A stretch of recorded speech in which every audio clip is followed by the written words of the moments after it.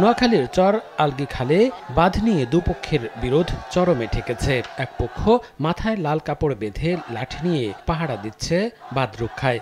তাদের দাবি, বাঁধটি কেটে দেয়া হলে এর ভাটিতে যে বিস্তীর্ণ এলাকা জুড়ে মানুষের বসবাস রয়েছে, মুহূর্তেই প্লাবিত হয়ে বাস্তুচ্যুত হবেন তারা। এই বাঁধটা যদি আবার কাটি দেয় তাহলে আরো মানুষ এখান থেকে উৎখাত হয়ে যাবে। নোয়াখালী খালরে প্রজেক্ট করে আমাদের ব্যক্তিগত জায়গাগুলা কাটে খাল খনন করছে। আমরা চাই নোয়াখালী খাল আবার খনন করা হোক। অপরপক্ষ কেটে ফেলতে চাইছেন চর আলগি খালের সেই বাঁধ।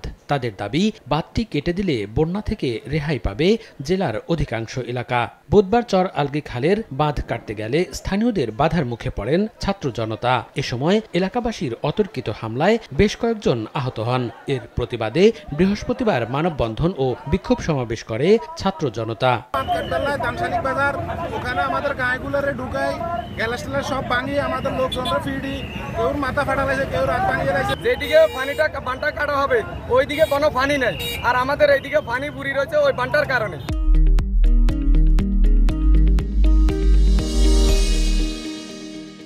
এমন পরিস্থিতিতে ঘটনাস্থল পরিদর্শন করেন সেনাবাহিনী, স্থানীয় প্রশাসন ও পানি উন্নয়ন বোর্ডের কর্মকর্তারা। তারা জানান, বন্যার পানি সরিয়ে নিতে চর আলগি খালের বাঁধ না কেটে পাশের একটি সড়ক কেটে দেওয়া হয়েছে।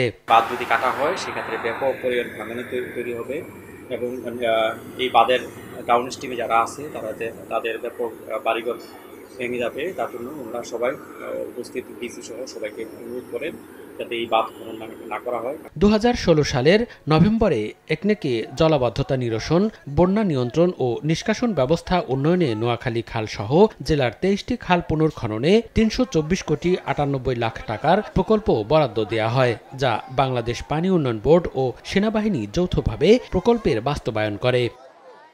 সময় সংবাদ, নোয়াখালী।